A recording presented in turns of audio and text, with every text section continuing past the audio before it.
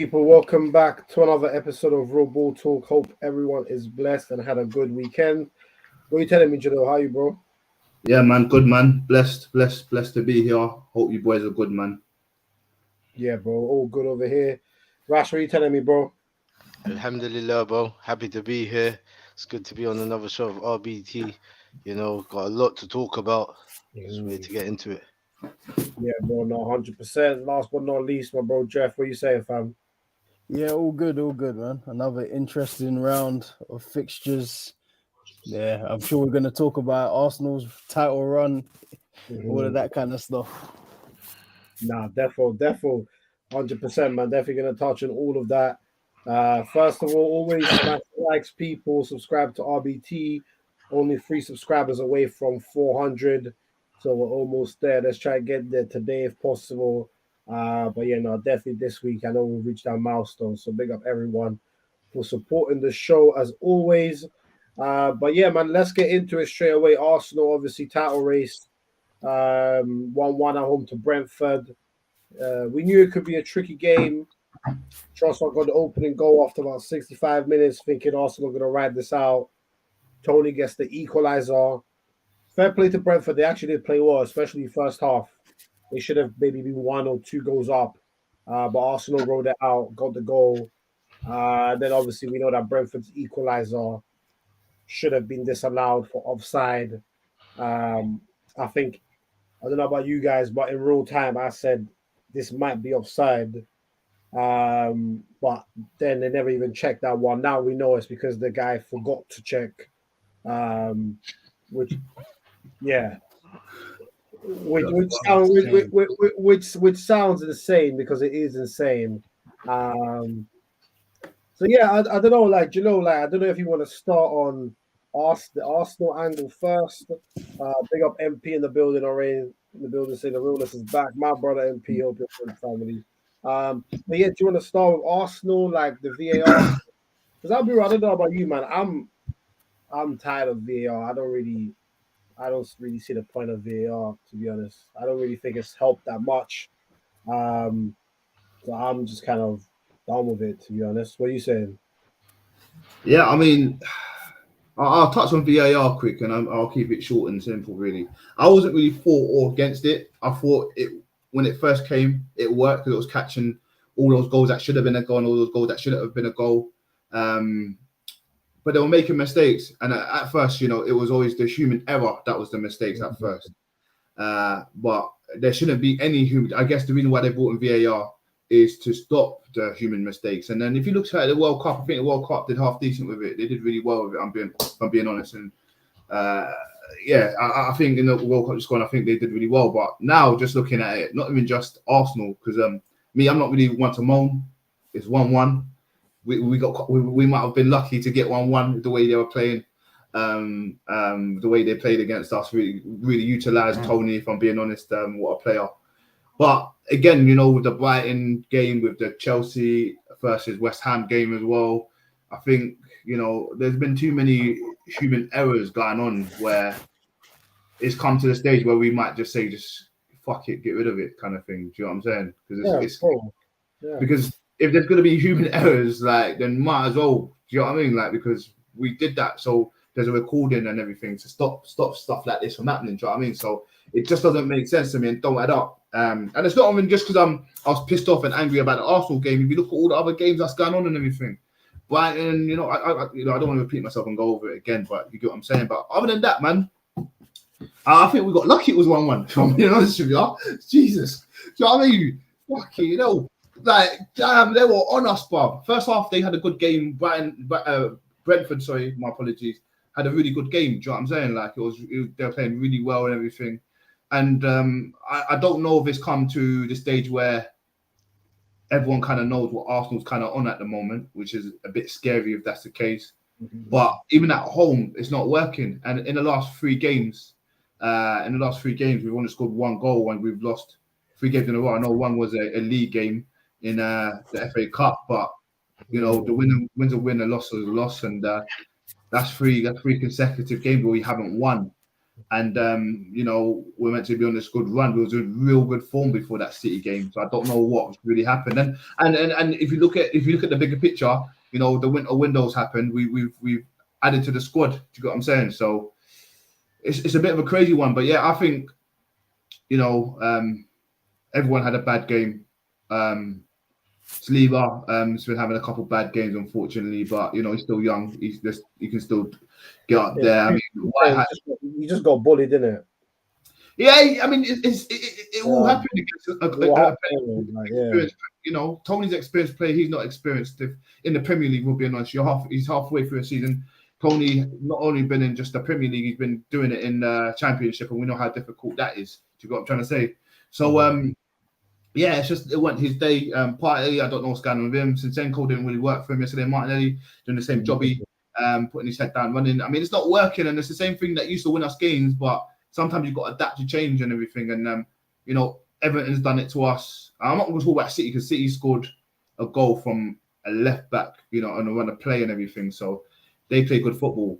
But I'm not saying, you know, Brentford and Everton don't, but they utilize the big man, the big guys up top, and it's worked twice now. Do you know what I'm saying? And we've only scored one goal. And big up Trossard, man. He's a player for the future. I say that even though he's above 30, but he looks good, man. He's a both-footed player. He runs a lot and everything. Huh? Is he above 30? Is he 29? 28. 28. My bad. 28. Yeah. I mean, that's he's still young. He's still young. I mean, that's your prime age, you know, if you're talking about forwards and that. So yeah, it's good to see that. But yeah, I mean, I guess we'll I don't want to get into individual players right now, but yeah, Mikel's just got to make some changes, I think. He made the changes during the game that worked, so he might need to make some changes, just move things about, make people challenge for their position. Because even there was a time where I was saying Saka needs to step up, Odegaard, what's going on here? Maybe bring on Vieira. I mean, I'm not his biggest fan, but it shows that, you know, not everyone's place is not there. You know, you can't just walk in and, you know, all is well. So yeah, I'll touch on players individually, but that's kind of my take on the game, man. We got lucky that it's 1-1. Yeah, I think that's a fair take, because I think a lot of people have focused the last 24 hours or so on the decision of the ref not to even check or forgetting to check, whatever his explanation was. But I think it's good that you spoke on the actual performance too, because yeah, if you think about their left back missed that tapping at the beginning of the game, or semi tapping. And Buemo's goal that was disallowed. I can't lie. If you're the striker, that's a bit soft. Gabriel slipping like that. Wasn't. That's why I said it was lucky. That wasn't a foul, by the way. I don't think anybody was either. Why was that a foul? Well, Gabriel slipped. He slightly pulled the shirt before he slipped.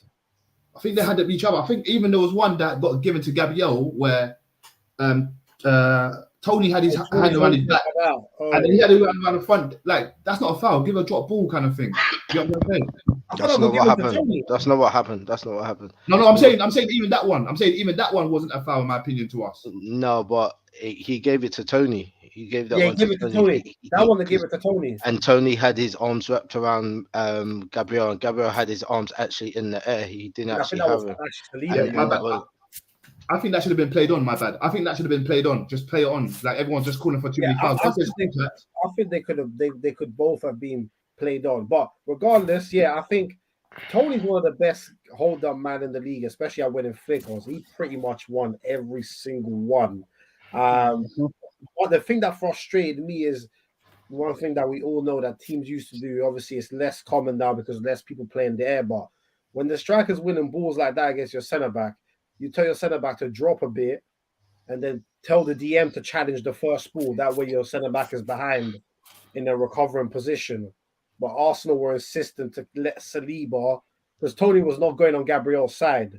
I'm not saying he couldn't have won the headers against Gabriel either, but Tony just said, "Why make the job more difficult? There's no need." Staying on Saliba's side. Yeah, why make the job more difficult? So I think someone could have helped Saliba out there, but again, like Rash, what did you make of the whole thing? So, like, first, in regards to the VAR situation, there's nothing we can do.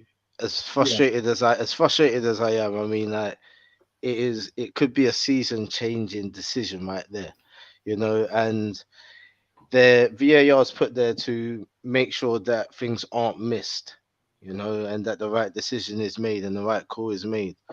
And everyone's saying scrap VAR because it didn't see it. But if we're honest, the officials didn't either. The linesman didn't flag. He didn't say offside, and it was something that, okay, they were seeing if it was offside or wasn't offside. The linesman said it was a goal. The VAR done the check, and they said it was a goal. So even though when you saw it, I was thinking, wow, there might be three positions where there might be offside. From Yeah. when they said no, they're all offside. I mean, they're all onside. I just thought, sod's law. Do you know what I'm trying to say? We just got it back, but it's just really bad. They need to get it together because if, as Jalil was saying, human error was the issue before, don't let humans be the ones who determine the decisions then in the second place then. Yeah, you get VAR and then you make the same humans be the ones to determine the decision. There's got to be some way where it can be done automatically through AI or something like that, where they can tell straight away whether someone's offline. You can program the computer to see what is the last part of the players that is in line and work it out that way. Because clearly the humans are making the errors again, and it's not working the way that it's supposed to. Yeah. So I mean, But like then, even but then you think, Russ, sorry to interrupt you, don't you think that this is like even deeper? Because we're talking about something where one guy literally said he forgot to check.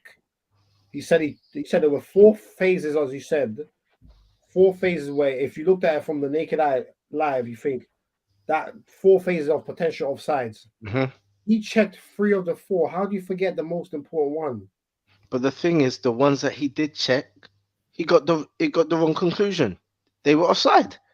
The ones that he even did check, he was offside. No, but They bro, were, he forgot to check the last one as I well. know, and the last one, Like, and how can that the happen? last one is the standout one. But Yeah, like, it's regardless. The ones he did check, the players were offside as well. So it's either this guy doesn't know the rules, he's not doing the job, or there's some sort of match fixing going on. Yeah, because how can that be? And rightfully so, he's been removed from his position, and someone else has been instated to do the job. But this person who's been put to do the job's got to do it right. Because if you look at it as well, what happened over at Chelsea with the handball as well, that yeah, wasn't called. guy basically Okay, that wasn't called by the linesman or the referee or anything like that. The Palace got away with being offside, and the goal didn't stand. And was it Calcedo, whatever his name is? He could have got his first goal for the team. Do you know that? And that's still the officials. They didn't flag for it. So it's it's not Mhm. VAR's the issue. The whole thing is finished. They need to go back to the drawing board, find out what is the true meaning of offside, what is the true meaning of handball.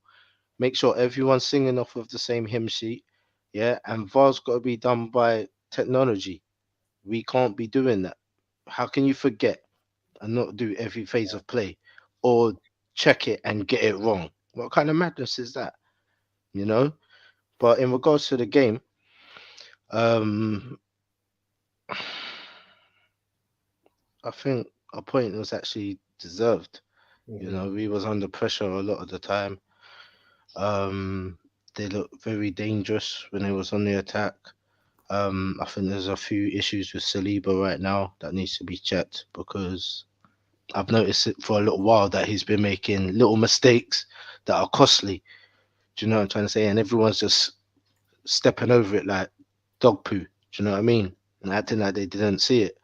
But we said it from earlier on in a few shows back that it's starting to show a bit of cracks in his game.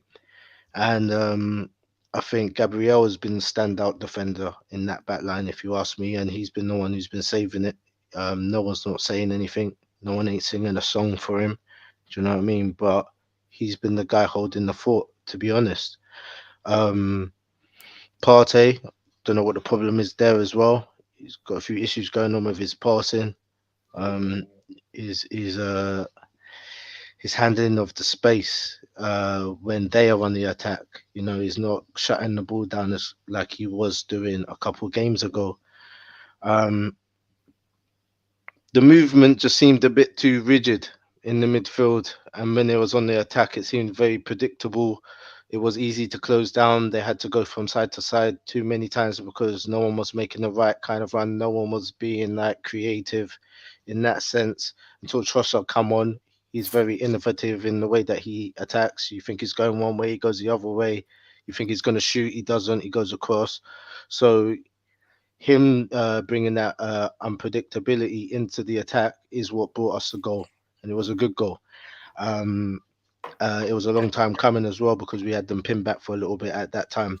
And Nketiah looks a bit tired. So does Saka. Saka splurts out in moments, but he's still having good performances. But he's not as active as we know he can be. And Nketiah looks a bit tired and a little bit short of ideas as well. Just need a bit more good movement. And to be honest, I can't wait for Jesus to come back, man. Yeah, and it's a classic case of with the Jesus of not getting too caught up in the moment, as well as Nketiah was doing in all those games. We weren't playing better as a team without Jesus. We were winning games in that spell, but we weren't playing necessarily better. I think even when you look at the Brighton game that we won 4-2, they actually had even most of the ball that game. And they actually played quite well. We were just very clinical on the day. But yeah, I think the Saliba one, 21-year-old, you expect ups and downs in his performances. Again, those not being called out, Saliba's the fans' favorite already. So he's not going to get the same treatment as a Gabriel because even me, I'm not Gabriel's biggest fan, but for the past 3 or 4 months, he's been Arsenal's best centre back. Whether you have your favourites or not, he simply has been. Even his passing has been better. He's very aggressive. He's winning his duels, not making any rash decisions. He's bringing the ball forward. But he's not getting that credit from like the outside. It's mainly on Saliba. So I think, unfortunately for Gabriel, unless he really continues this and continues to be better than Saliba, it's always going to be like this, I think, for him. There's always one guy that gets preferred by the media and they get pushed forward. So, which is a shame because you should give credit where credit is due. Partey, I agree. I think up and down. I think Xhaka's been a bit quiet the last couple games. Been a bit bland, isn't it? Yeah, just that's the word. Yeah. A bit bland. And obviously I love Zinchenko, and I'm going to come to Jeff now. I love Zinchenko, but last 2 or 3 games, I feel like he's trying to show too much.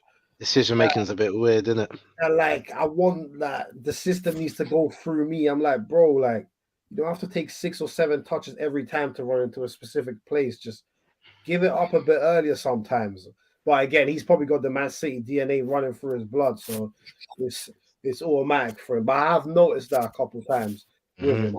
That's my one criticism with him. He just takes one too many touches. You could just play the ball where it's supposed to go a lot earlier and just keep it moving. You know what I mean? I've noticed that last couple of games, but again, it's just a minor criticism. Let me read out some of the comments and then go to Jeff. Big up Falak in the building saying, "Oh my God, look who's back! It's Jalil. You guys got rid of what's his name, the new person? Nah, never. Lambs is our brother. Lambs is our brother, so we'll never get rid. That's our brother. He'll be back very soon, Falak. To free. Don't worry. He knows what you're saying. Obviously, big up yourself. Big up John, Jalil, Jeff, and Rash. Big up Falak always. Wait, did Arsenal win or lose? I don't know what's going on. Drew, actually. And big up AL saying, John, you said the first one wasn't offside. Address this, please. Bro, you said Toney was offside, bro. Just get out of this chat, bro. What you, this guy talking about every time. AL. Don't worry, AL. I'll come for you, bro. I'll come for you. Don't worry. We don't want him back. Oh, mate. Don't worry. Lance is coming for you. Don't worry. We've got to give the people what they want now. Lance is coming back. But yeah, Jeff, what were your takeaways from the game? Well, I didn't get to watch the game live or nothing, so it was mostly just highlights, but mostly just looks like fatigue, man. And obviously Everton had some success from just sitting back heavily and stealing a goal kind of thing. And Brentford kind of set up the same kind of way. You know, first half they were probably better and more physical. They're winning the second duel, stuff like that. But Mhm. overall, in the whole game, it's just sitting deep could be a new problem that they have to overcome. So way like Zinchenko pops up in midfield is great. The way Xhaka was playing earlier, or Xhaka's been playing all season. I can't say it's necessarily stopped. Past 2 games hasn't been as effective, but it's just we need to find a new way to unlock defenses. Like it can't always be like Saka or someone to do it. Even like Martinelli in the last few games, just struggling a little bit because now you've had so much success throughout the season. Now defenders are going to be like, okay, we know you do this. So managers are going to set up like, all right, we know he likes to go here. All right, double up. That's what happened in the Everton game. That's what, from what I saw, that's what happened in the Brentford game. So where you like it's unorthodox dribbling, you like to go wide, and it normally gets some success. You normally get past his right back and get in some kind of cross or pullback. Like now you need to change it up, like make some inverted runs, do something else. That's where like the Trossard option's good because he can go either way, or even like sounds like a long shot. Like Trossard can play 4 or 5 positions. Try Trossard in that left center midfield role, or try Vieira in that left center midfield role. Because like not to knock Xhaka, because like I'm tired. I can't even knock Xhaka anymore. I'm tired of that. But like he's a very good player. He's been playing really well for the past year. But sometimes when him and Zinchenko are playing, they want to do similar things. So you're kind of in the same area. So it's not helping us. Like I'm not even like Zinchenko last few games you can say hasn't been as effective, but I think more and more him and Xhaka clash on the pitch because they're operating in similar places. You bring someone like a Vieira or a Trossard, they're going to take up different positions because they're more used to playing in that kind of position. So I think maybe you try Trossard there or you try Vieira there. Like when Vieira came on against Everton, I thought for like the 10-15 minutes he was on, like the touch is much, much sharper. Like before, earlier in the season, it was just a little bit loose. He still looked a little bit weak. I think he's slowly getting there. And like you can see, he's a very, very able player. He's a different player to Odegaard. Like Odegaard's much more like tight-knit. Vieira can much bit more expensive. Like you can do something like that, change it up. So yeah, like in Saliba, like yes, 21, not playing so well. I've been calling it for a while. Like you haven't been playing as well, but as a partnership, you have those moments. Like in those centre back partnerships, it's not always going to be hunky dory, man. Like earlier in the season, there was Saliba who was getting applauded, and Gabriel was getting killed.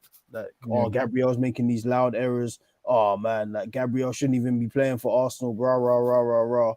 Now all of a sudden it's Gabriel has been the standout. Like you're right, ain't been highlighted, and Saliba's not so good performances again swept under the rug.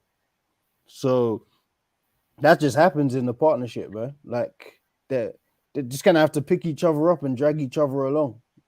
That's also Ramsdale's job. That's the defense's job. If someone's not having a not so good game, you drag them up and make sure they play better.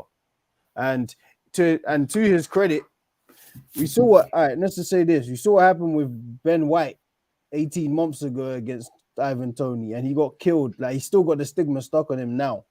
Like they're like, oh, Ben White can't win a header against Ivan Toney. He didn't win one header, and he's 6 foot, and obviously he's not the strongest looking centre back. He's a certain look. He looks a certain way. So that stigma's lasted. Now it's Saliba didn't win a header. All right, you just need to come to the realization that Ivan Toney is a top striker. Yeah, that's what it is. Like Ivan Toney's quality, bro. That's a top striker. It's not just physical. Like it's also control. Like he's got that. Where you think like his touch might be a little loose, it's sharp. It's close to him. And then you can get Brentford out of all kinds of trouble. Him and Mbeumo are big problem. Like, big problem. So they're the classic partnership.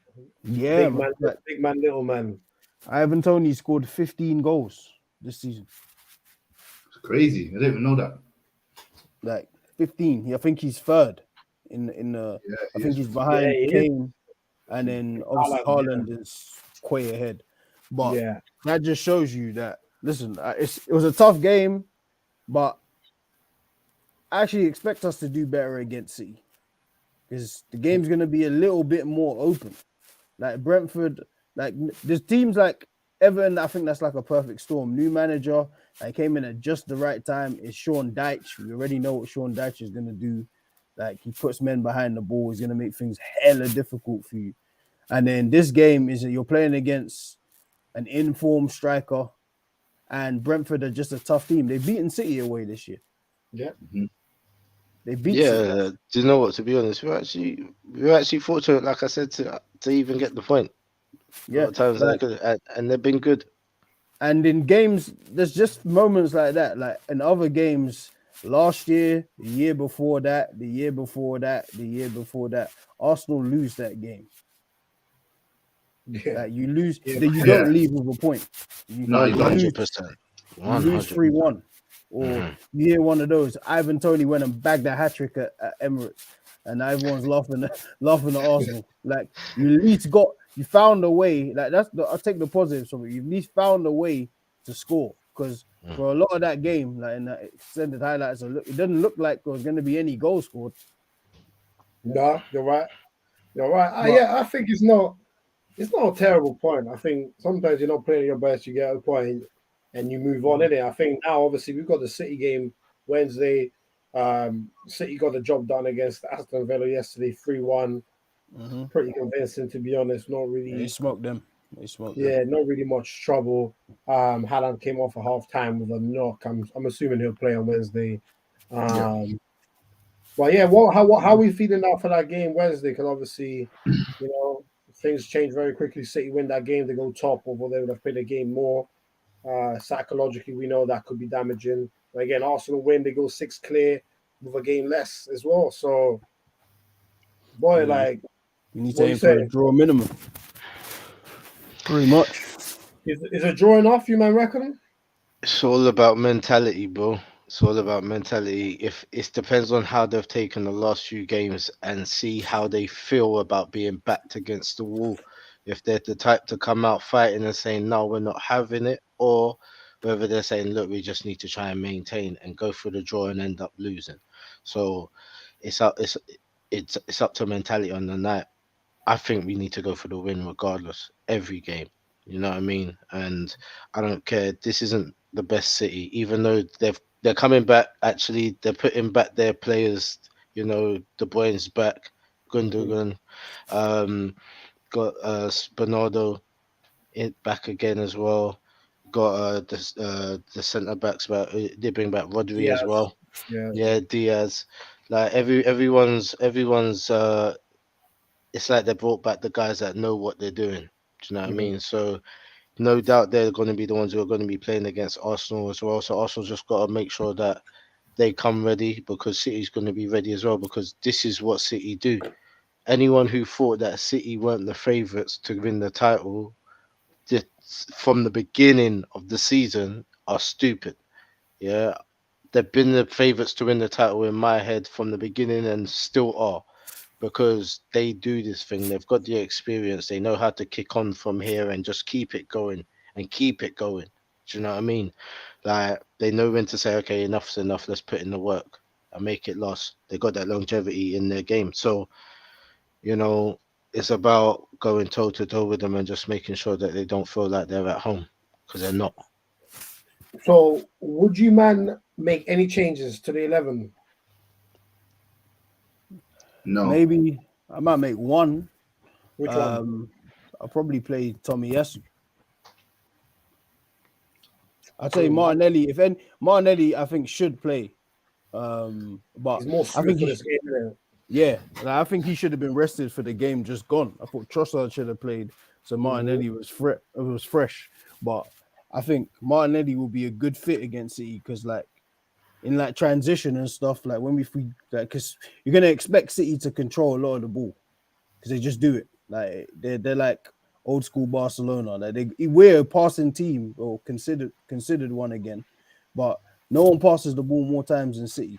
No one's close to them this season in passing. So they're gonna come to us and they're gonna have the ball a lot. So our chances, like in them quick transitions, like you're gonna need Martinelli's speed and stuff like that to really like take the game to City. And even when you see, if you see City play against like Villa, like it's like they got like a new tactic. It's like you see where the Cancelo would be on like the left hand side, like Bernardo Silva was doing it. Yeah, I saw that. Yeah, I So saw that. if he's gonna be doing it, then and he's gonna happen to be at left back, then those are the kind of times you hope to get him one on one. You want Saka to be one on one with Bernardo Silva, if anybody. You don't want him to be one on one with like a Walker, but you one on one with a Bernardo Silva. I'm expecting Saka to cook Bernardo Silva all day, every day. Like, he's not gonna do nothing to him. Yeah, no, that's facts. That's facts. Yeah. It'll be. Well, what are you saying, Gino, man? How are you feeling about the game, bro? Obviously, massive game, 6-pointer. What are you saying, bro? Are you confident or not? Yeah, I'm confident, man. For me, agree the boys. I think it is a must. I think it is a must win. It's definitely a must win, if I'm being honest.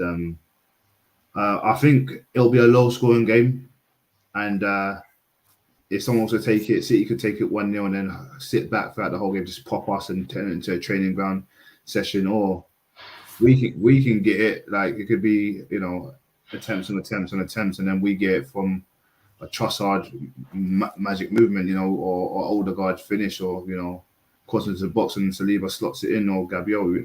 Who knows? But I'm hoping for the win. I'm very hopeful with this game, especially the way City's been playing and everything. But yeah, it's really convenient that if we win, we go 6 points clear with a game in hand. We lose, City go above us, but we still got a game in hand above them.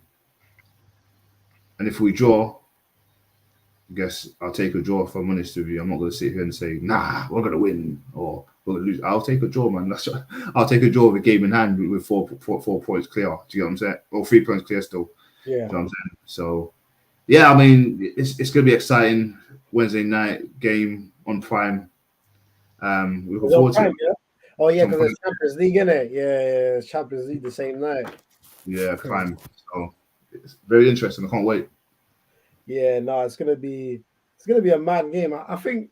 Do you think City will come into a little bit relaxed, Rash? Because they're gonna be thinking we've been there before. There's no need to panic. You know what I'm saying? Whereas if Arsenal, like you can just imagine Arsenal go 1-0 down first 15 minutes, everyone's gonna be like, oh damn, it was fun while it lasted, type of thing. I mean, they could have that. That could happen. That could happen to the mentality of the guys on the pitch. That could happen to the atmosphere in the crowd. But what we're hoping is that it doesn't. Yeah. Do you know what I mean? And if we go one down, we take it as if like someone's trying to do something in our territory, which they would be trying to do, and we just don't have it, and we just got to hit back, and we got to stay together and make sure that we work the tactics that is put forth and just hopefully it pays off. But it's going to take a lot of energy to beat City. We look tired. We look tired physically, and we look tired mentally. It's going to take a lot of energy, so these guys need to recoup. But I don't think City will be taking it lightly at all. I don't think Pep will, especially with what's going on. Whatever he's said to them, or whatever's been going on behind the scenes has motivated them to pull off good performances. And I was thinking that that might help them. Yeah, and it might be one that Arsenal might just have to take on the chin and just ride the extra game in hand, and it'll probably go down to the last day or something like that. But it's one of those things where it's going to be a battle. If both teams want it to be, it could be a sick game. It could be a real battle. But like the game that they had previously, where it looked like they just cancelled each other out, and it was quite a bore actually. Not too many open chances and stuff, and it's like they figured each other out. Let's just hope it's not the same as that. Yeah, no, I think it'll be really interesting to see how both teams approach the start of the game. Who comes out swinging, whether both do. Because like you said, it could be it's either going to be a low scoring game or high scoring where both teams are just trying to create chances. Um, but yeah, I think it's a 50-50 game, to be honest. But I do think Arsenal need to go for the win. They can't go with the mindset of we'll take a draw. Like if you're a draw, if you're tied with like 10 minutes to go, maybe then you can be like, okay, now let's relax a little bit. We don't have to go gun ho. But as long as you start the game with the mindset of let's try and maximize the gap between us and City, I think that's the right approach to have. You always need to try and win your home games. Um, so yeah, let's do some quick player ratings from Saturday. Um, so we'll probably take a lead because obviously Jeff didn't get a chance to watch the game live. So we'll probably take the lead, the three of us. So I'll do Ramsdale. I'll probably give him a 6, maybe 6. Yeah, He did pull off some good saves as well, necessary ones, but yeah, I think that's about right. yeah, I'll give him a 6. I think that's fair. Ben White. Yeah, Ben White. Right. You can have a 6 as well, I think. Just around that average spot. Don't think he was poor. Don't think it was amazing, but it was 1-0, so he can just go a bit above average, so you can hold a 6 as well. Okay, cool. And then Rash Saliba. I think he had a below par game. I think he never once got on top of Tony. Looked like he had him under control. So I'm giving him a 4. To me, it's a below average performance from him. Want to see more. Yeah, I'm not mad at that. I think he got bullied. He just got bullied. He got bullied. Yeah. Gabriel, I might give him a 6. Maybe 6.5. I actually thought it was pretty good, to be honest. Don't think he made any mistake. Made a few key blocks. Yeah, I thought he was pretty good. I can't lie. I'll give him a 6, 6.5. Yeah. Yeah. Tony didn't want to go over there, I'll tell you that for free. That would have been a battle. That would have been a better battle than what we saw. To be real. That would have been a battle. That would have been a scrap. But yeah, I think Gabriel did a good job. Jalil Zinchenko. Yeah, I mean, it's hard. It's hard when you go against a team like Brentford who gives it to you. Do you know what I mean? And Zinchenko is more of a City kind of player. I think you've said it already. He's got that City mentality way. He's all about possession. We didn't get that, unfortunately. So for me, he's got to be bang on a 5. He didn't really put too much wrong and he didn't do too much right. So I'll be very critical to put him down, or I'll be blowing smoke up his. It's his family show, so I won't say it. If I give him higher than a 5, so I'll go with 5. You said worse, bro. really, like, you know what I'm saying? Like, really, Now it's a family show. Now, you know what I mean? Literally. Yeah. My kids have been able to watch no episodes with you in it. You know what I'm trying to say? That's funny, bro. Yeah, no, a 5 I think is fair for Zinchenko. I would have given him the same. All right, Party Rash.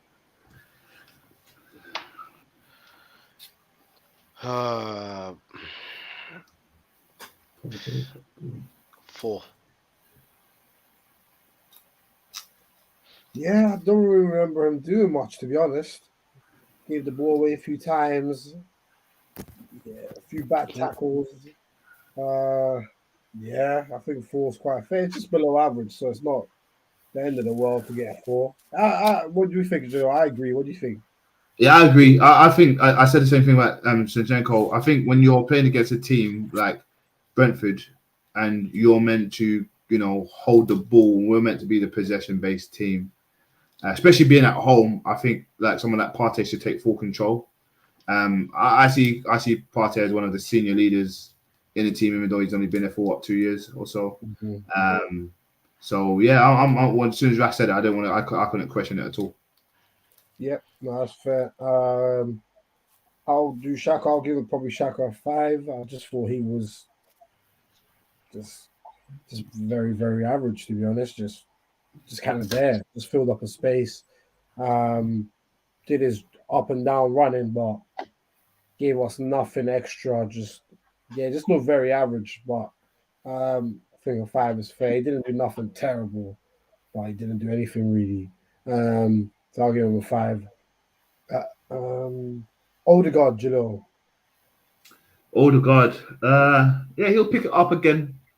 He'll pick it up again. I see him trying and everything, but I'll be sitting here lying if I'm going to give him anything more than a 5 as well. You're just yourself. But again, I go back to the same thing I've been saying. When it comes to this kind of game, our players will outshine anybody if we have pure control and possession of the football. But unfortunately, we didn't have that. And when that happens, you look at everyone, especially your captain, Odegaard's captain. You've got to take a bit more criticism, I believe. But I can't give him anything less. I'm gonna give him a 5. Yeah, I think a 5 is fair. He even could have got maybe a 4. I'm not gonna argue with to give him a 4. But then again, was he the joint worst player for us? Probably not. Probably not. No. He wasn't. I think Saliba was probably clearly the worst player. Yeah, he got bullied, so that tends to happen. Yeah. Rash, Saka. One of our brighter sparks. You still want more from him. Do you know what I mean? I just expect a lot more from the team in general, but you just want a little bit more because you know what he can do. He just wanted to make the right decisions, and it looked like it took forever for him to say, forget it, I'm doing my own thing, and just start taking on players and busting shots and stuff like that. It was just too much forward runs, passing back and going across until the overlap comes, and then he plays in a terrific ball into Trossard, and gets the assist. And you just want more of that from him. That's what I'm saying. They just look fatigued, man. If without the assist, I would have gave him a 6. I'm giving him a 7 for the assist because it was vital. It was needed. Do you know what I'm trying to say? And the give and go, the movement there, that's classic Arsenal movement. And we wasn't doing it all game. And finally, we did the right thing. Do you know what I mean? Got the goal. Yeah. Let me just touch on that as well, because that was very well said, because I was thinking the same thing about Saka. If someone had to step up and say, fuck it, this ain't working, let me do my thing.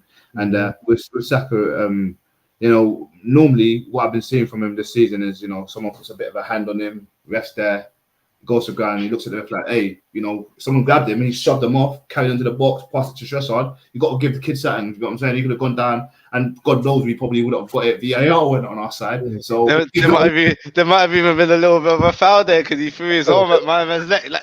Get off of me! I know there's a bit of power in that swing, Yeah, facts. But yeah, that was my 2 pence I would add in there, man. Yeah, no, it was a great assist, great weight on the cross. Effectively, basically a pass because they had to beat the Trossard. So it's effectively a slide route pass across the box. So that was fantastic. So with a weaker foot as well, so that's nice to see. But yeah, I thought Saka was definitely our best attacking player for sure.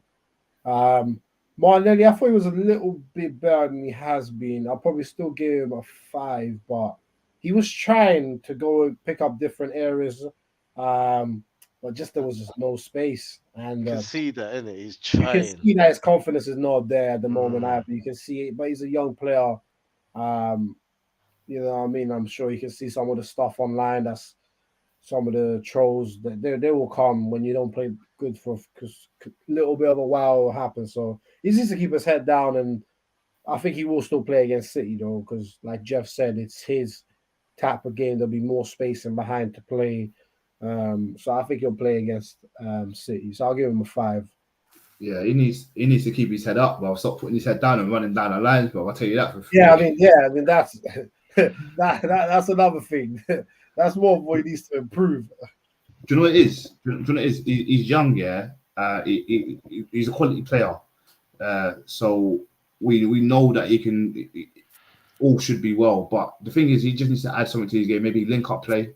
I know Shevchenko loves the ball. He plays right next to Xhaka. I know they tried to But sometimes he just goes off on his own, and I like that idea of doing it, but doing it every single time is kind of crazy, if that makes sense. I couldn't do something all the time and get no results, and you know. But that's what it is there, and I think that he's playing under pressure. He's signing a new deal. He doesn't want to appear as one of those guys who signs a new deal and then just slacks off afterwards.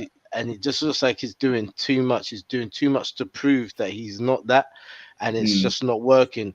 What was working for him beforehand was when he was working with the players in the team, giving and going, exactly, filling into the space, passing the ball, then going down the line, and then passing it through the gaps, and then picking it up and hitting it near post. You know what I mean? That's what was working for him.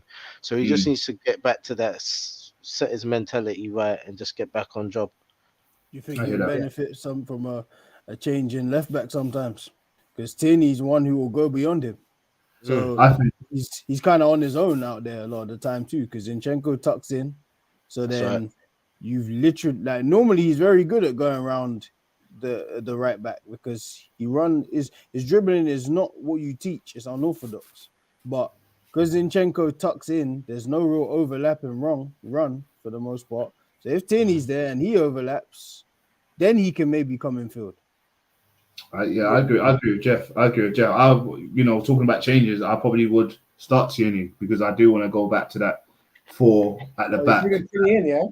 I would go with Toney at the back. Specifically, I would go because I'll say this. Zinchenko comes into the middle, looks to Partey loses it, trying to give it to Xhaka, something like that happens. Rodri snatches it, gives it to Dugan. Gives it to fucking KDB. That space up there where Mahrez is open, and he's gonna Gabriel bend it in, and fucking Ramsdale saves it, and fucking Haaland comes with a tap in and runs off, doing his banging his chests and that. I see that all the time, so I would bring in Tierney. And also, it's a bit for the big thing, but you can see that happening. Do you get what I'm saying? Do you see that happening? No. I can see that play. Obviously, Toney would be a lot more conservative than Zinchenko in terms of the areas that he picks up. And obviously, you think that City would know Zinchenko's game inside out, so would find out. But it'll be interesting. I think he'll still play Zinchenko. I think in some games this season, because Toney hasn't come on in the last few games, he hasn't really even featured. I thought that would happen, innit? Yes, I want to see him on the pitch in the other games, because even that Brentford game, like him just being on, like, so people just say he just gets to the byline and crosses and they don't like it. But it also in that kind of game, it might help. Just something else. Something else. I agree. Something different. Yeah. Jalil, last one in Ketia. Eddie. Yeah, again, there wasn't too much to do there. Do you know what I'm saying? Unfortunately for the guy. I mean, he's been on a good run of form, and unfortunately, since that City loss, he hasn't really he hasn't really scored, and I think that's for the whole team in terms of performances. So I feel like we need a big performance, and when we do this again next week, I'm going to give him a 5, by the way, just to say. But I think when we do this again next week, and we've given everyone these kind of results and these ratings, say we beat City, form will pick up again because you've beaten the best, and we're being real. City are better than us. Just because the scores, just because the table says that we're above them, doesn't mean that we're better than them. You know what I'm saying? Same goes for a lot of different teams there. So we beat them, we're laughing. Yeah. What's that? Go on, Rush. But we need to ross up their goal, bruv. We just need to pepper up their goal. If we're in the box, we just need to shoot. We just need to pepper up their goal. Play the law of averages in this game. Pepper up their goal, bruv. Literally get on target, bro. Edison has been shaking for time. No one said anything about Edison, bro. Edison's a great keeper for City. Put him in any other team where they don't require you to play 80-yard spectacular passes and it's more on goalkeeping, then nah, bro. Like Alisson, to me, has always been comfortably the best goalie in the league. Like Edison ain't close to it. Alisson is miles ahead of Edison. Who's the leader Golden Glove at the moment? Who's got the most clean sheets at the moment? Anyone got the figures? Anyone got the stats? Is it Newcastle? Question. Pope? Is it Pope? It could be, yeah. It might be Pope, It is Pope, yeah. It is. So what's the name? What's the amount of clean sheets per? Let's say 5 goalkeepers. If you've got that. Pope has 12. He's got 12. Yeah, bro. Newcastle don't play games back there, bro. Yeah. 12. Yeah, 12. You normally win that with Golden Glove by the end of the season. Do you know what I mean? Yeah, we'll talk. But yeah, the second is Ramsdale De Gea with 9. Then Raya from Brentford, who's a very good goalkeeper, by the way. He's Right? cold. Remember Arsenal went to buy him? Yeah, Bro, I can't lie. I'd still take him, He's cold. Very good keeper. Cold. But yeah. But let's move on to Spurs. Because obviously Spurs they beat City last week. Before they might be back. They go to Leicester this past Saturday and they got smoked 4-1. And it was pretty bad. The highlights made it look very bad.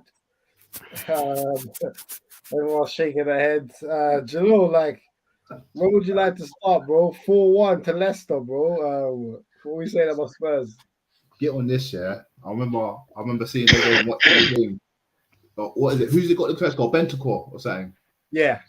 Yeah, he got the goal. And I'm now hearing that he's out for the season. Yes. I mean, I don't like laughing at stuff like that, but Spurs are up again. Are you going away, right? And you're beating City, doing the business, and thank you again for that.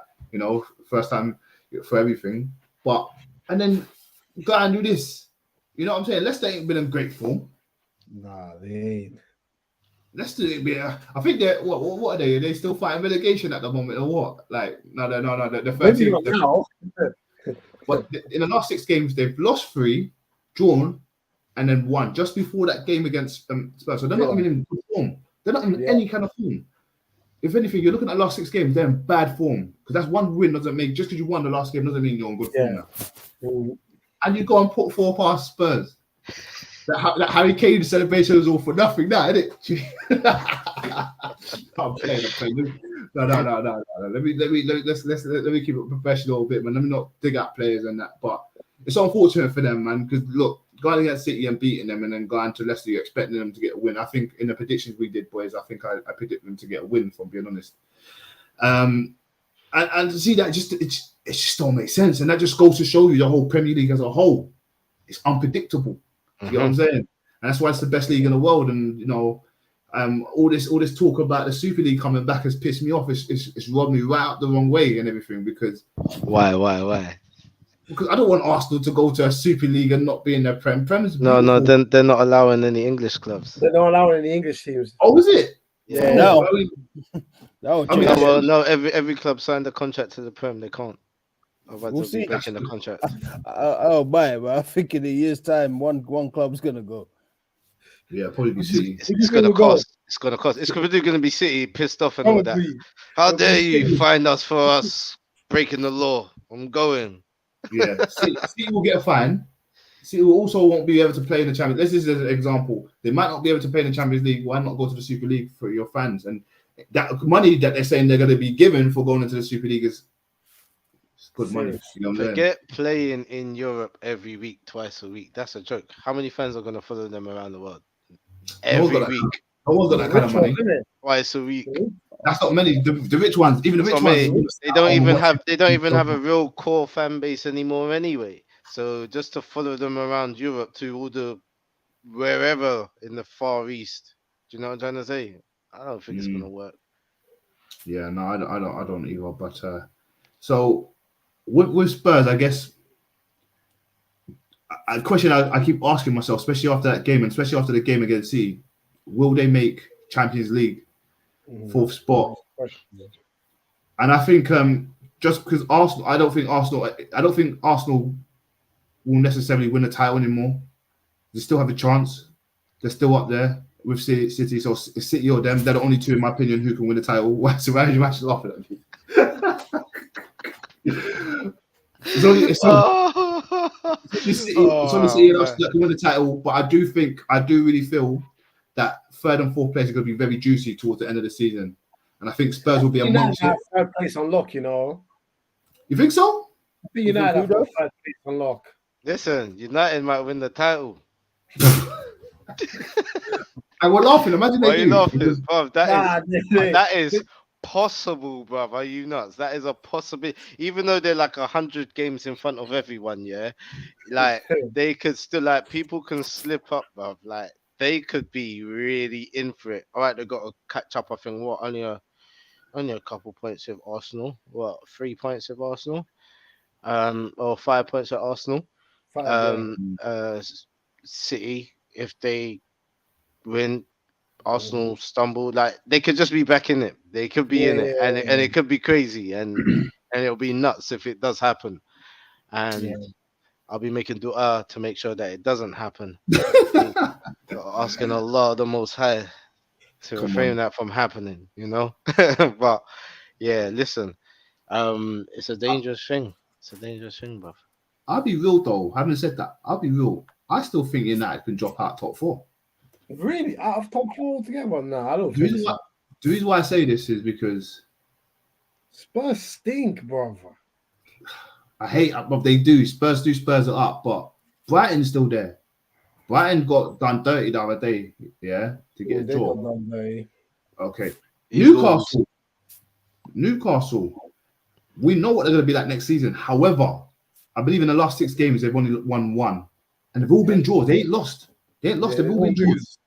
They don't Not lose. winning. But I mean, they 10 keep wins, 10 wins and 11 draws. Like when it comes to that top 4, yeah, 11 draws in game 22 is maybe too much. Like Mhm. you draw on 50% of your games. So Yeah. just from that alone, you'll start to see United, City, and Arsenal, I think, pull away. Mhm. And you start to see a small gap. Just Newcastle, they're doing well. Don't get me wrong, but like injuries to Callum Wilson, like even the other day, like that's a game you should win, but they just didn't do enough. That's another unnecessary draw. 11 draws is just too much, man. I say Maxim injured again. Did he get injured again? Yeah, then he fell on his knee, innit? He Yeah, landed awkwardly on his knee, and that's it. He was out, man. Yeah, I think he'll be out by the end of the season. Eddie Howe is. I don't think him and Eddie Howe get on the best. I don't think they do either. Yeah, he was talking of going in January. I heard that. I just think maybe say Maxwell is not necessarily His type of player. a player. Maybe. Hey, he's my kind of player. Bring him to Arsenal, bro. Yeah, we'll have him. Hey, we'll take him. Do you boys see Chelsea and Liverpool getting into at least a Europa spot? Europa League. They're 9th and 10th at the moment. I think so. You don't. No one sees it. Damn. I do. I see The it. bridge you is do? over. The I bridge think is Europa over. League is possible. Definitely not Champions League though. Yeah, But- not Champions League. They're on 31 and 29 points. It doesn't look possible right now. No, it is with Liverpool. Yeah, if Liverpool don't win today, they can probably kiss that even a top 4 goodbye. They should even think about it. But Chelsea, I think, like even the other day for like 40 minutes, I was like, all right, Chelsea are a problem again. They played well first half. Yeah, so I think if they like Potter can find a way to like find his best team. Enzo Fernandez, by the way, he's cold. Yeah, he's good. Quality. Cold. Yeah, man. That boy is 20. Yeah, it can only get better. He's 20. So like my ratings for him are gone up more. I didn't know he was 20. I thought he was like 23. He's 20. So like I thought he was 22. yeah, Snap. Chelsea find that front three like synergy. You get Sterling back, you get Mudryk playing, you get Felix playing. Yeah, they could knock on the door at the end of the season, bro. Yeah, bro. Felix, player. That boy is ridiculous, Bro. Like, I was watching him that first half, and I'm like, why did Arsenal just not sign him? Like the loan. Just sign him on loan, man. 10 million, pay the loan fee. It was too much, I think, for Arsenal. But I think Chelsea. It wasn't though. If we check it, it wasn't. It was, but it wasn't.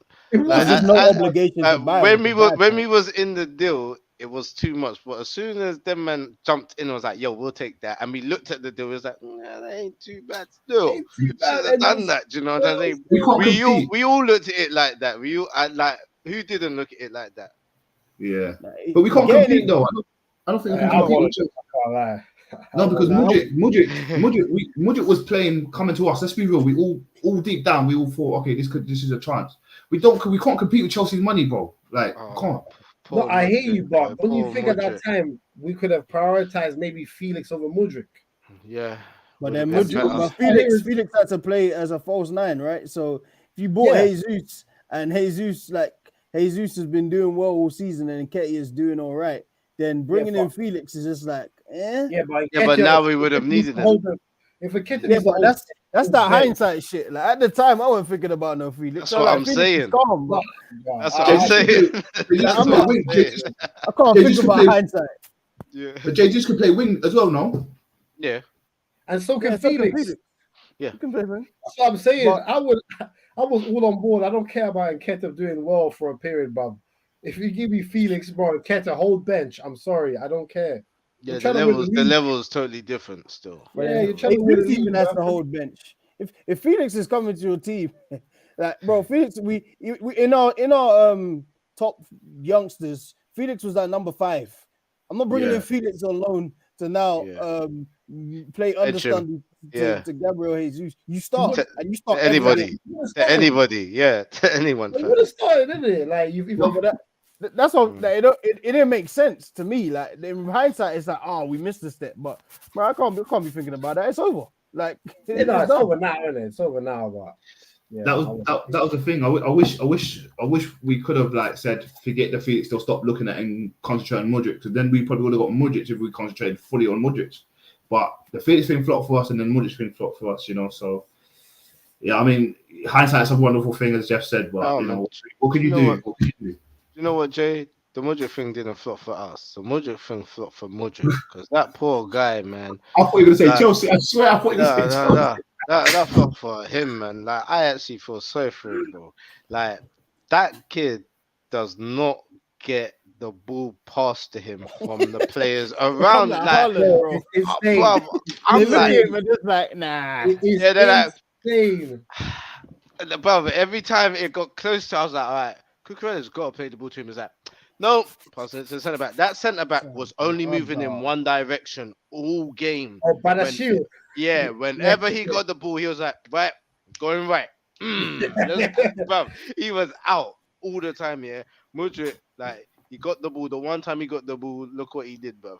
Do you know what I'm trying to say? But the poor guy, man, like, When he got on the ball, he actually always looks pretty decent, tidy, Yeah. smart, intelligent. But it's like, especially Cucurella, it's like Cucurella literally turns out towards him, yeah. and then he's like, nah. And go, I couldn't Yeah, believe it, yeah. bro. Like, That nah. whole game, Cucurella, I was saying, Cucurella, man, he needs to come off. The whole game. This He whole needs to come season. off. This guy needs Have to you come seen off. that video Cucurella that's has to going come around of Mudryk? Hmm? Nah, what You happened? see that video going around of Mudryk? He was in London. One of his boys hugged, dapped him up, and said, like, "How's your friend? Do you need a new left back?" Because of Cucurella, like, Mudryk replied, "Yeah, we need a new left back still." Oh shit! Hey, these man play some social media games, isn't it?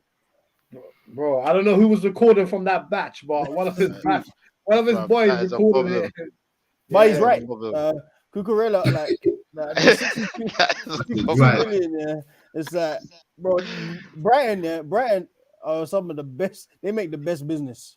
They Mhm. bought Cucurella for like 10 mil last season. Yeah, They sold Cucurella for 62 million. Like, Ching, ching. don't get me wrong, he had a good season, but bro, he looks out of his depth at Chelsea. Bruv. He looks out of his depth at football. He can't defend against nobody right about now. Yeah. Like, nobody. Now his confidence on the ground, so his I heard confidence. something, bruv, I heard something's going on. I heard there's some personal stuff going on in his life. So so I think that's what's just been getting him sidetracked. But bruv, he doesn't look like he should be kicking ball right now. Not Yeah. right now. If there's personal stuff going on, they need to bench him because Mhm. it's not working. Like you went and gave this guy 8 years of slave contract. You gave him 100K a week, and you spent 88 million pounds for him to not get the ball. No, sir. No. 8 years of slave. Nah, bro. You better give the guy the ball. Like the one time he got the ball, he set up Havertz, and they ended up being offside. Yeah. But great ball. Like Mhm. he's got ability. Don't get me wrong. He needs to improve off the ball, though. He does. But Like, the thing is this as well. I'm going to ask you, Jeff, this year. Do you think Mudryk is going to develop to what we believe Mudryk could actually be at Chelsea under their type of guidance and their development regime? If you're talking about if it's Chelsea, no, Mhm. because Chelsea are mercenaries. If they'll spend 88 million pound on you, and you'll be benched by Yeah, next season, and Yeah. then you'll see him on loan at like PSV Eindhoven, bro. yeah. But if you're talking about like Potter, and if Potter likes him, then yes, he might have a shot, and that's why I don't want, because if I you get remember what you man said as well a few weeks back. You man said, what was the last Chelsea? What was the last player Chelsea actually improved? That's right. And uh, you both said Hazard, and I yeah. thought there's no way that's true, but it was correct. Yeah, it is. Like, so yeah, if you spend, because how much Mudryk again? 22? 21. 21. So yeah, in about a season's time, if Chelsea decide that there's another young left winger who is doing the same thing Mudryk was doing, they'll go and buy him. And before you know it, Mudryk will be up for grabs. So it In depends on the jail. Potter. In jail, though. Yeah. It's ridiculous price. Ridiculous. It's gonna be stupid. He's gonna be in jail. Yeah, they're Just like every Chelsea player, somewhere stuck around Europe. Well, On they some, got I think they still got 42 players on loan. it's crazy. Oh man, that's crazy. Man. Someone needs to shut them down, man, and start Start start 4 teams. They need to Start start ending. four teams, guys. What's that? Bakayoko's still a Chelsea player. Who? Bakayoko? Yeah, I heard, yeah. He's still a Chelsea player. Bro, they signed him in 2016, and he never signed a new deal. How is he still a Chelsea player? Didn't he do like half a season? Didn't he do like a season or half a season and get dash rate? Yeah. Yeah, they bought him for like 40 mil from Monaco, had a good season, and before you know it, you're stinking up the place. He's gone. Yeah. But what's Lucas is Lucas Piazon still a Chelsea player? Shit. That's crazy. I bet he is. Let me check. Please, What happened to him, bro? That guy was there, I'm sure, in like 2012. Yes, he was. He was there in 2012. Should type in Chelsea slates. If he's still there, Chelsea have got a sick system going on. They need to be. You're talking about City need to be investigated. If you got 42 players on loan, you need to be investigated. Why have you got nearly four full squads of players on loan? That's mad. It's mad. And then it's mad because you look at it outside, I'm like, well, no offense, I like him, but how is Loftus-Cheek still starting? Hey. Let me take my daily. Like, the way Jalil has this problem with Lloris, I have a severe problem with Loftus-Cheek. He stinks. He is rubbish. Like, he's rubbish. Because you got all the physical attributes to be good. You never, ever turn up. I'll play Mason Mount with 1 foot in DM, then play Loftus-Cheek is trash. I'm just gonna say that again. I say that he's better than Conor Gallagher. He's better than Conor Gallagher. No, he's not. No, he's not. No, he is. No, he is. There's no way. No, I'm sorry. You're lying. Tell him, Jeff. Tell him, Jeff. Because you like technical players. That's the only reason you're saying. Conor Gallagher, he's serious. No, Conor Gallagher is way. I'm not even gonna say he's just better. He's way better than Loftus. Whoa, way. Come on, man. There's no one gonna come in. Bro, Loftus-Cheek went on loan twice. Tell me what he did. He went on loan to Palace, right? Palace the first time, bro. Come on. No, sir. Loftus-Cheek is championship default. Bro, Loftus-Cheek should be. If there was a player as a default for championship, that's him. Do you know what's crazy? I think we've done interviews, John and I, with professional players who've said that Loftus-Cheek was one of the best players.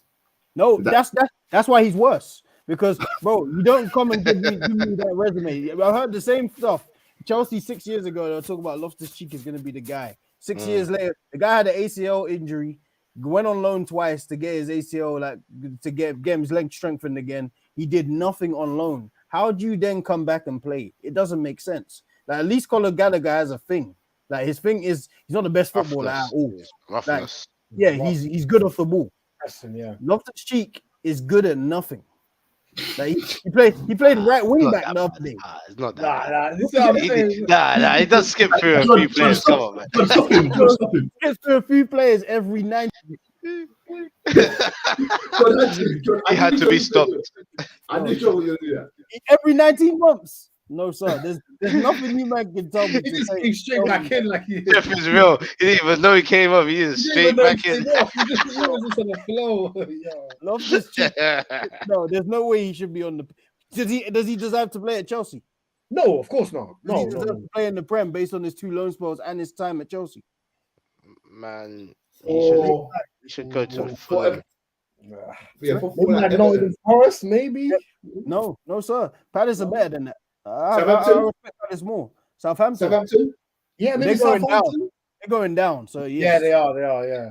Like he should be in Scottish Prem, building his name back up. Loftus Cheek is how old? That's not even a diss. No, that's where he should go though. Like, I'm not talking about Celtic or Rangers. I'm talking like Dundee United. Go there. Oh shit. Oh, okay. Aberdeen. Aberdeen. Oh, damn. You're not even talking Circle Rangers. You haven't earned the right to play. Hey, Jeff don't like this guy. Hey, No. Jeff Hill, talk to your boy. Bro, yeah. Talking about I've been hella vocal about Loftus Cheek stinks, bro.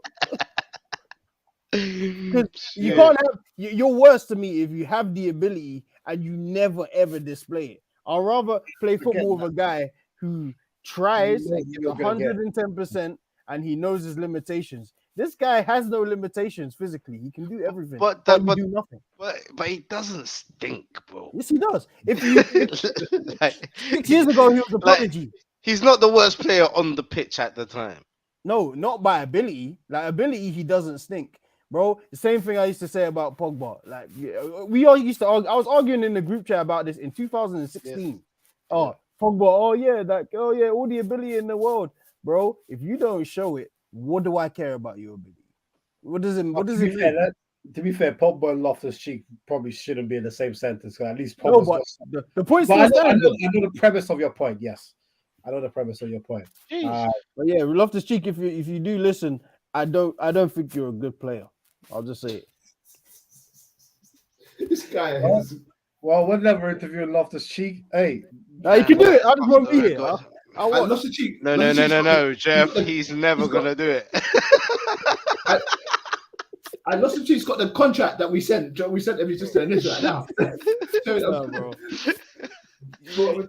You can't just be a face man for years and then girls like you and then this is your claim to fame, my dog. Like you have to actually kick the ball at some time. Yeah, you should just do modeling for Levi's or something like that. Chill, man. Yeah, Abercrombie. I don't know something. Yeah, man. something. I don't think he's done. How old is Loftus? How old is he? 26, 27. Oh, he's been that age forever, man. Who knows? Bro, real talk. He's been young. Actually, let's check this. Oh, it's 27. It's 27. It's 27. Bro, he was being talked about when Conte and that were going for the title, and when Mourinho was there. Yeah, he was. No, sir. Please, he's 27. You're 27. Past the prodigy age. At least, like Pogba showed, like, listen, I can be elite when I feel like being. No, elite. He's pulled a Jesse Lingard still. He got old under the radar. Everyone still thinks he's a youngster. No, that man are a big man, 29. Wow. Even Lingard was like Lingard's a top youngster, and everyone checked Google was like, "Wow, he's 29, fam." Oh man, even Lingard, like at least him, he showed something. I'm telling you, in the time I've watched Loftus Cheek, apart from in under 23s or maybe the odd game in like Champions League, he has never shown anything. You're just a guy who I know has ability. Allow it. Fair enough. It reminds me of don't know where he's at the moment. Remember Ross Barkley? Oh my God, where is he? Yeah, where is he? He's at Nice. Is that Nice? Yeah. Nothing at Nice, not even ringing bells. Man can't even hear his name. Bro, I'm hearing about Balogun every week. I ain't every week. About every week. Balogun banging in goals. Hey, that Balogun one is interesting. I reckon Arsenal sell him in the summer, you know. I think so. I think so. I think you make 35 million just from his loan spell. Easy. Fair play to the kid. He was rated higher than Nketiah, though, I swear. Well, last year I was saying that I prefer Balogun to Nketiah because I thought Balogun should get the shot. So we fought to keep him. Mm-hmm. Yeah, has that changed, man? Would you give him a chance when next season, or if you can get 40 million, just get 40 M's? No, if you could sell Eddie, I'd sell Eddie, bro, and keep Balogun. Eddie just get a season and a half out of Balogun. You know what? You might get similar money for the two of them, you know. Probably. You might get similar money. I would. I reckon you could potentially get more for Balogun still. Potentially. Yeah, you probably In could. Europe. Probably right. Yeah, I'd around probably Europe, yeah. You I'd could. probably keep Nketiah now. I think Nketiah in the past year has come on leaps and bounds, like Mhm. leaps and bounds. Like I think Balogun, we fought to keep him once. Then he played the one game against Brentford. Didn't get no support. We were shit. We lost like 2-0. He never played again. Like Yeah, Bro, yeah. we were shit, bro. why would you That like game was horrible, bro. if he stays and comes back and decides to fight for his place again? I'd question him. Why are you back? But same thing you could say about Saliba. Remember when Saliba went on loan? Everyone was like, "Why is he back?" He got. I don't think Mikel disrespected him by sending him on loan. To be fair, but I remember the conversation that he should know his worth. He should know his worth. He should. There's one difference though. Saliba didn't get a chance to come back in those 2 years. You were just on loan. Like Balogun, he was going for a free. He signed a new deal. You then played him in one game. You then decided, nah. There was a preseason. You decided, nah. He went to like Middlesbrough. And then come from Middlesbrough. And where's he like? Rems, or is it Reims? Yeah, Reims, yeah, Rems. Well, what I like about Balogun is that when the contract talk first came up, he was a bit hesitant to sign a new deal because he wanted playing time. He got indications that he was going to get that. He signed a new deal. Then he started that first game, like you said, Jeff. It didn't go well. He got benched. After that, he said, "Nah, let me go out on loan straight. I'm not wasting time." Didn't he spend second half of last season on Middlesbrough? Yeah, he did. He did. Yeah, so at least I like that he's trying. Even the fact that he went abroad to France, I like that because he's British, right? Yeah. He is. One thing I like about these young boys, right, bro, let me go out in France. Let me test myself.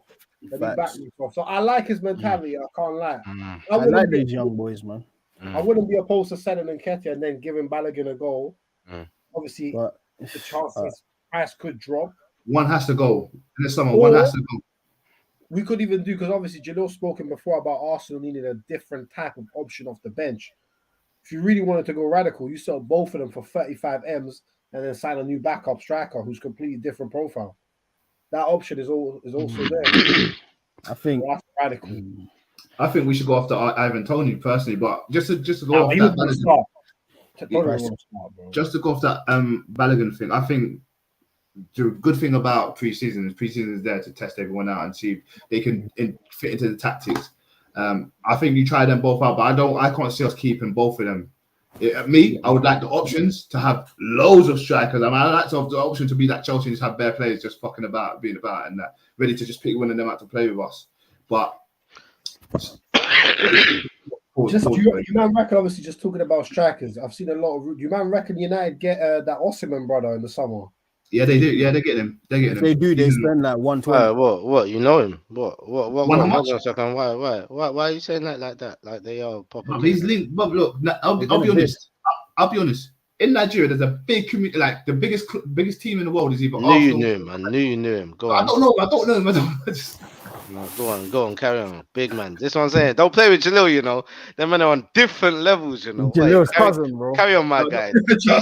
Teach me, uncle. Show me. Not me, but like when I speak to my family back in Nigeria, like the only two big clubs at the moment in Nigeria is either United or Arsenal. And if any of them come knocking for you, 100%, I feel like every Nigerian player in the world will definitely go. Look at who's it? Angolo did, and last season, 2 seasons ago. Igalo. Igalo. He didn't need to go there, but he went there just to get that. And do you see how they made a big fuss about it in Nigeria? Yeah, I do think if they go for Osimhen, United go for Osimhen, 100% they're going to get him. But I think the money is going to be out of this world, personally. Napoli don't play, bro. They don't play, bro. Yeah, and he's been playing very well. 17 goals in 18 games. He was quoted at 90 when Arsenal were linked. That's right. You think he's going to be quoted now? Ridiculous. How old is he? Does anyone know? 24. Damn. Yeah, you know what's going to happen? He might go this year because someone's going to pay it. Like I think United will pay it. They will win the league. That's as high as it can be. And the president might be like, if we get 130 for you, I'll let you go. I can see United probably paying that because they'll let where it goes cold. They'll sell Martial, and then they have a proper number 9 down the middle. I mean, it'll be interesting to see. It could be a game-changing move for Man United if they get an Osimhen type. Bro, I'm saying Scary. this like next season, I'm scared of United. If we don't go, like, we need to go and really finish well this season, like win the league or in top 2. Like that has to happen because next season these teams are coming back swinging. Like United are gonna go invest. Like even at the Sabitzer, I think Sabitzer you can just go pick him up for cheap because Yeah, he looks like good. buying an Listen, interested- but also remember, United is also just like Arsenal, are just a couple injuries away from being dead mediocre as well. and Okay. that's why they're gonna be We, dangerous. we They saw got we owners saw coming. we saw the re-emergence of Harry Maguire, yeah, and that boy doesn't do anything better than put in a poor performance, bruv. He He'll be almost gone. cost United Yeah, you know what? in that game, Still. bruv. Did you He see stinks. how many chances he Stinks. gave them, bruv? It was dangerous. It was But really Harry dangerous. Maguire will be gone by end of the season. You see, United, these Qatari owners are not playing. They're gonna bid. They're gonna Yeah. see that all this regulation and shit ain't gonna be worth the investment. They're gonna say there's no money in this. Let's not play with this. That's what I'm hoping. I'm praying on United's downfall. I hope you're right, but boy, like next season, like they're gonna be scary. I think Chelsea are gonna be scary if But if they can get it together, Chelsea are scary. But it's weird. They got the probably the best team on paper in the Prem, and they just can't get it together, man. But that's just like synergy and like time together. Like if That's Potter right. gets his time together with them, like they're gonna click. And then even Liverpool, if Liverpool get an investor and they get to spend some money, they're gonna be scary too. So No, now do you know what? I've we got no have faith to in do. that. I've got no faith in that. I On hope you're right. Liverpool, watch tonight. Dead mediocre play. I know it's gonna be that. I'm just preparing myself to fall asleep. Yeah, letting you know this. Liverpool hope you're trash right, bro. this year. Trash this year. You guys see Arsenal Merseyside today? derby. You say Merseyside derby. Oh yeah, you know what?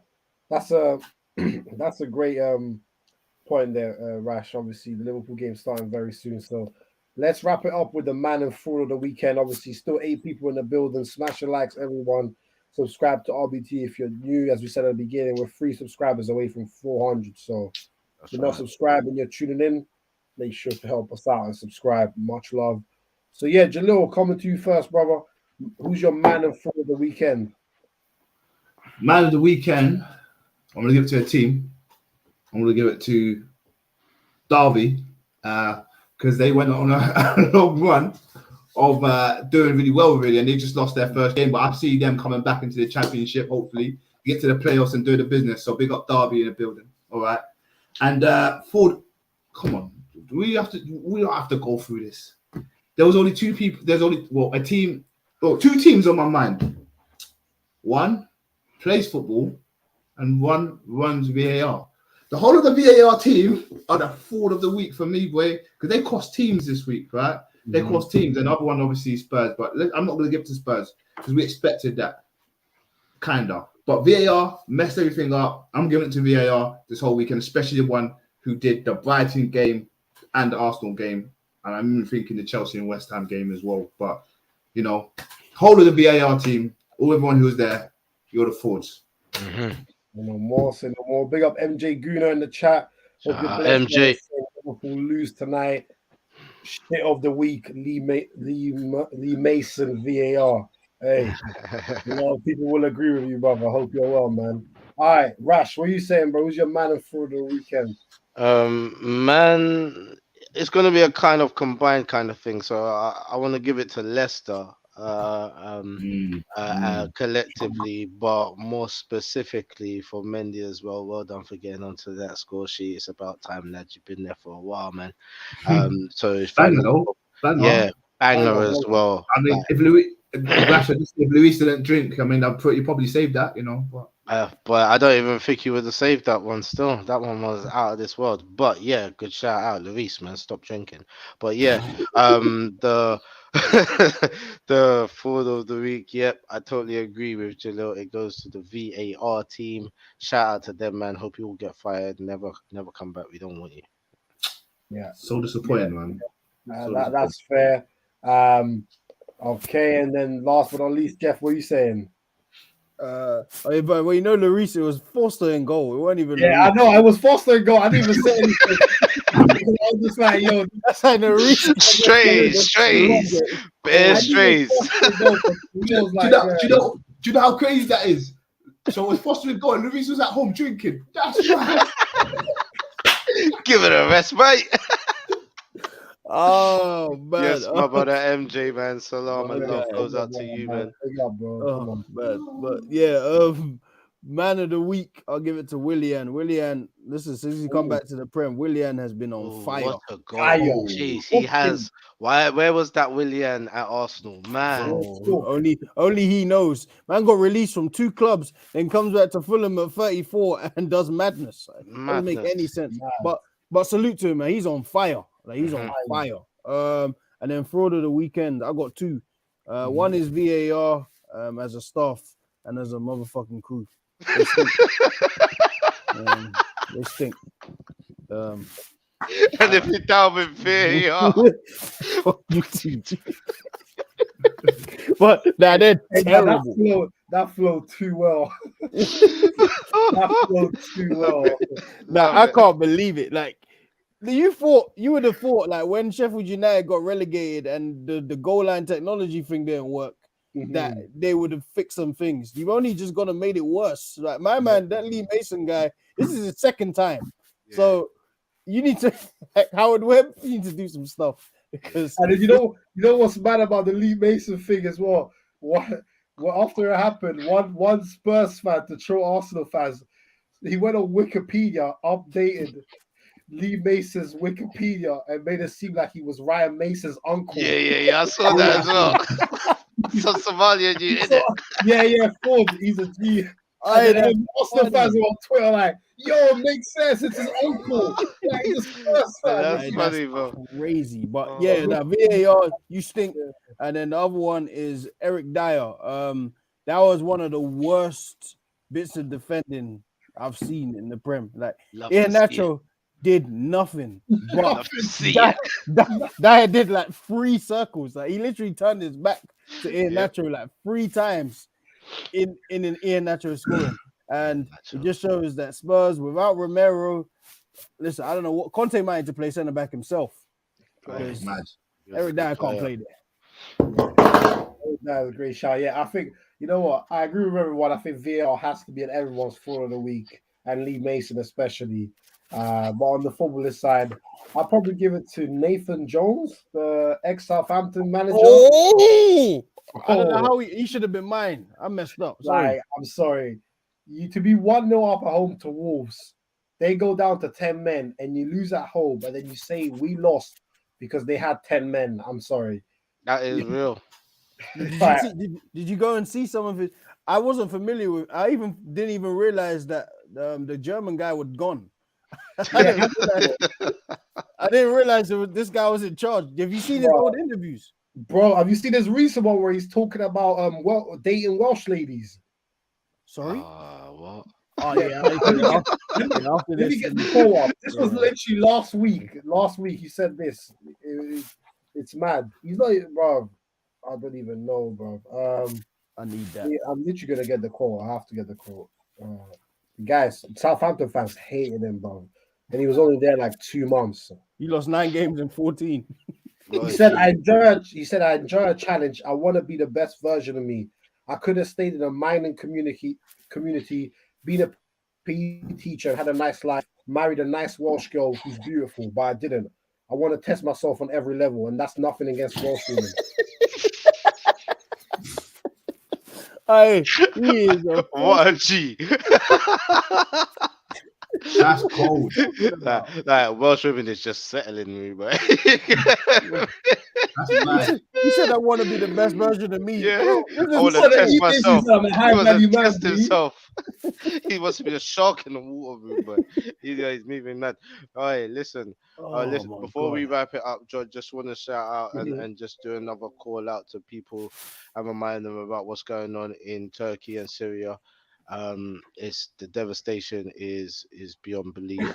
Some of the video footage that we've seen of the wreckage, people still alive under the rubble trying to get out, people hanging on for dear life, like 30 feet high. Do you know what I mean? And having to stay like that, it's just difficult. People are out there. It's cold. They're homeless.